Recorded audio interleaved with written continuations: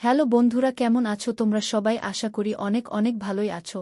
আর তোমাদের ভালোবাসায় আমি অনেক ভালো আছি, কারণ তোমরা আমাকে যে পরিমাণে ভালোবাসা দিয়েছ এবং সাপোর্ট দিয়েছ তা আমি কোনোদিন ভুলতে পারবো না। তাই তোমাদেরকে মজা দেওয়ার জন্য আবারও একটি নতুন গল্প নিয়ে হাজির হলাম। গল্পটি শোনার মতো আশা করি তোমাদের দাঁড়িয়ে যাবে। আমি বিছানায় শুয়েছিলাম, মনে হচ্ছিল তারা আসলে কিছুক্ষণ গল্প হবে। চোখ বন্ধ করে শুয়ে থাকলেও ঘুম আসছিল না। অপেক্ষা করছিলাম কখন তারা আসবে। প্রায় 1 ঘন্টা পরে কথা বলতে বলতে তারা ঘরে ঢুকলো। খালা মাকে বলল, তুই কি মাঝখানে শুবি? মা মৃদু হেসে বলল, না, তুই মাঝখানে শুয়ে পড়। কিছুক্ষণ পর মৃদু কণ্ঠে কেউ ডাকল, তুই কি ঘুমিয়ে পড়েছিস? আমি চুপচাপ রইলাম, আর কিছু না বলেই। আজকের গল্পটা অনেক বেশি স্পেশাল, তাই কেউ মিস করো না দয়া করে। গল্পগুলো ভালো লাগলে ভিডিওটি লাইক, শেয়ার এবং চ্যানেলটি সাবস্ক্রাইব করো প্লিজ। আমার নাম কুনাল।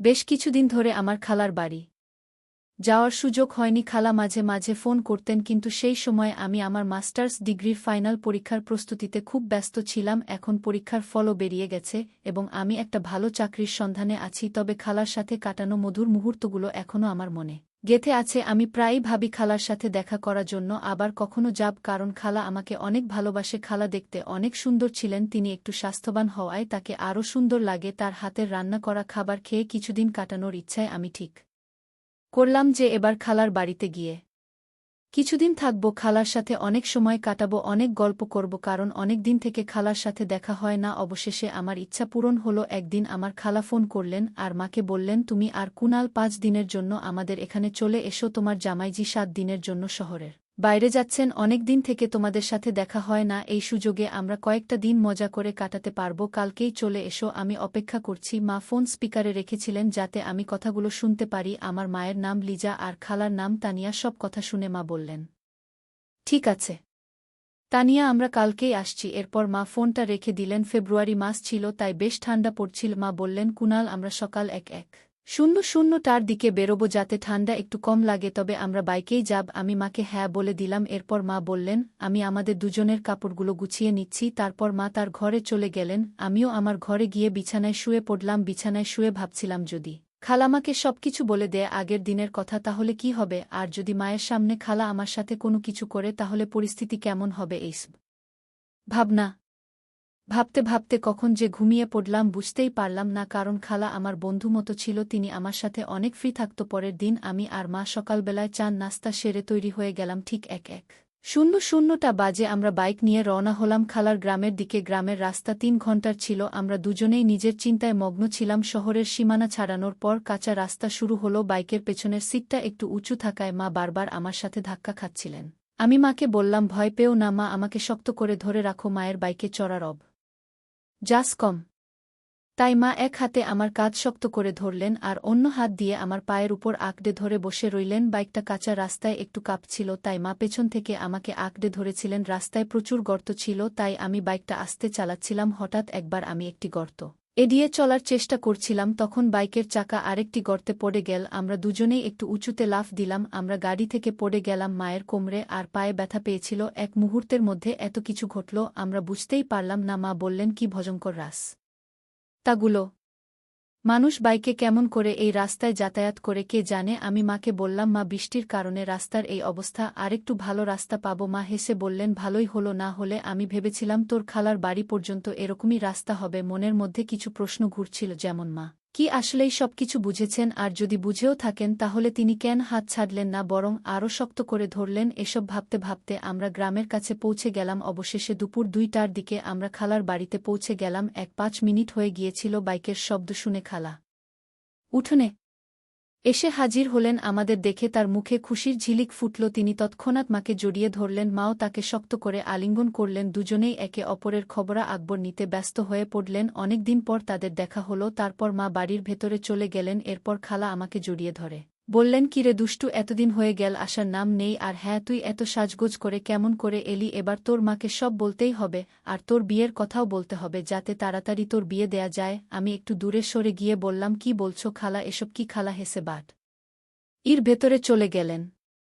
আমি ব্যাগ রেখে ফ্রেশ হতে চলে গেলাম। ফ্রেশ হয়ে কাপড় বদলানোর পর বর ঘরে গিয়ে বসলাম। এদিকে মা আর খালা ডাইনিং টেবিলে খাবারের প্লেট সাজাচ্ছিলেন। হঠাৎ খালা আমাকে ডেকে বললেন, এসো খেতে বসো। আমি তাদের সাথে বসে খাবার খেতে শুরু করলাম। খাওয়ার সময় বিভিন্ন বিষয় নিয়ে কথা হচ্ছিল সবার সঙ্গে মজা করতে করতে খাওয়া শেষ হলো তখন মা বললেন, তানিয়া কি বলবো তোকে, রাস্তা এতটাই খারাপ ছিল যে বাইকে ধাক্কা খেতে খেতে আমার কোমর আর শরীর ব্যথা হয়ে গেছে, পুরো শরীরটাই জেন ব্যথায় ভরে গেছে, এখন তুই কিছু কর, আমি বেশ অসুস্থ হয়ে পড়ছি। একথা শুনে খালা বললেন, কোনো চিন্তা করিস না, কুনাল খুব ভালো মালিশ করে, একবার আমারও শরীর খুব ব্যথা করছিল তখন ওই আমাকে মালিশ করেছিল, তারপরে আমার পুরো শরীর একদম হালকা লাগছিল। এত কথা বলে খালা আমাকে চোখ মেরে বললেন, কুনাল তোর মায়ের শরীরটা ব্যথা করছে, মালিশ করে দিস, পরে আরাম পাবে। আমি সম্মতি জানিয়ে ঘরে চলে গেলাম, কিন্তু মনে মনে একটা প্রশ্ন ঘুরতে লাগল, খালা কেন বললেন যে আমি ভালো মালিশ করি? সত্যিই কি তিনি মজা করেছিলেন না মায়ের সাথে আমার ঘনিষ্ঠতা বাড়াতে কিছু একটা পরিকল্পনা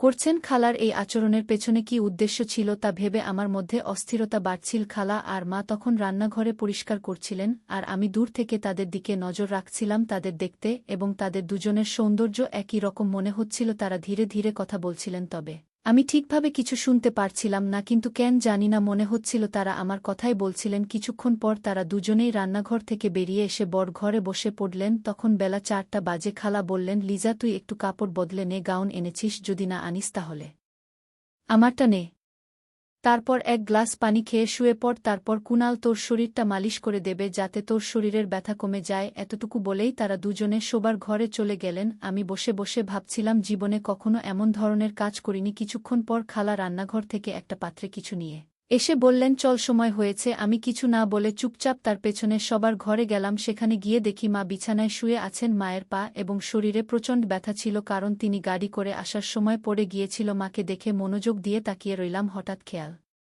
করলাম খালা আমার পাশে দাঁড়িয়ে আছেন। খালা হেসে বললেন, কি দেখছিস কুনাল, আগে কখনো কি তোর মাকে দেখিস? তোর মাকে একটু তেল দিয়ে মালিশ কর, তার অনেক কষ্ট হচ্ছে মায়ের ব্যথা লাঘব করার জন্য। আমি বিছানার পাশে বসে একটু চিন্তায় পড়ে গেলাম। তখন খালা ছোট্ট একটা পাত্রে তেল এনে আমার হাতে দিলেন এবং বললেন, শুরু কর, পা থেকে শুরু কর। আমি আস্তে আস্তে মায়ের পায়ে তেল লাগাতে শুরু করলাম। খালা পাশে বসে মনোযোগ দিয়ে আমার কাজ দেখছিলেন। যদিও আমি প্রথমে একটু সংকোচ বোধ করছিলাম, তবুও ধীরে ধীরে কাজটা চালিয়ে গেলাম, কারণ মাকে সুস্থ করতে হবে।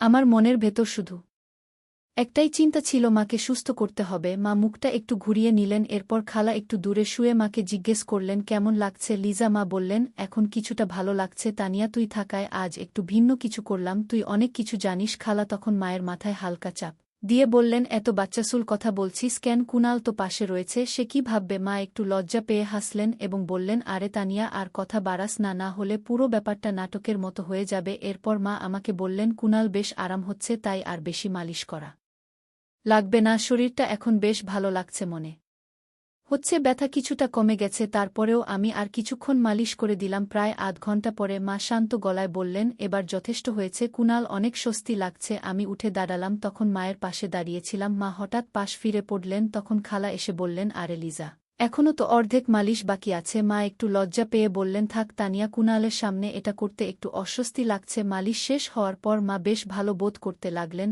আমরা সবাই বাইরে এসে একটু বিশ্রাম নিলাম। এরপর খালা আমাকে ডেকে বললেন, কুনাল অনেকদিন হয় গেল, চল ভেতরে যাই। আমি রাজি হয়ে ভেতরে গেলাম, যেখানে আমরা সবাই মিলে খেতে বসলাম। খাওয়ার সময় খালা আমাকে জিজ্ঞেস করলেন, তাহলে কুনাল মায়ের মালিশ করে কেমন লাগলো? আমি হেসে বললাম, প্রথমে একটু অস্বস্তি হচ্ছিল, কিন্তু তোমার কথায় সাহস করে করলাম। খালা হেসে বললেন, দেখেছ মা এখন অনেকটা ভালো আছে? আমি বললাম, হ্যাঁ, এটা তোমার কারণেই সম্ভব হয়েছে। খালা হেসে বললেন, তাহলে পরের বার আরও ভালোভাবে একটু মালিশ করে দিস, যাতে তার ব্যথা দ্রুত সেরে যায়, পারবি তো? আমি মৃদু হেসে বললাম, ঠিক আছে, আমিও চাই যে মা দ্রুত সুস্থ হয়ে উঠুক। খালা তখন শান্ত স্বরে বললেন, চিন্তা করিস না। আমার চোখ হঠাৎ আলমারির আয়নার দিকে চলে গেল, দেখি দরজার কাছে মা দাঁড়িয়ে আছেন, তবে খালা সেটা খেয়াল করেননি। আমি ভান করলাম যেন কিছুই দেখিনি। আবার আয়নার দিকে তাকাতেই দেখি মা আমাদের দিকে তাকিয়ে আছেন। কিছুক্ষণ পর আবার তাকালাম, মা তখন আর সেখানে নেই। খালা আমাকে জিজ্ঞেস করলেন, কি হলো কুনাল? আমি বললাম, মা কিছুক্ষণ আগে এখানে এসে দাঁড়িয়েছিলেন। এটা শুনে খালা হেসে বললেন, দারুণ, তাহলে সব ঠিকঠাক চলছে, এখন লিজা নিজেই আসবে। এরপর আমরা দুজনেই উঠে নিজেকে ফ্রেশ করে নিলাম। তখন বিকেল 4টা, আমি আর খালা দুজনেই প্রস্তুত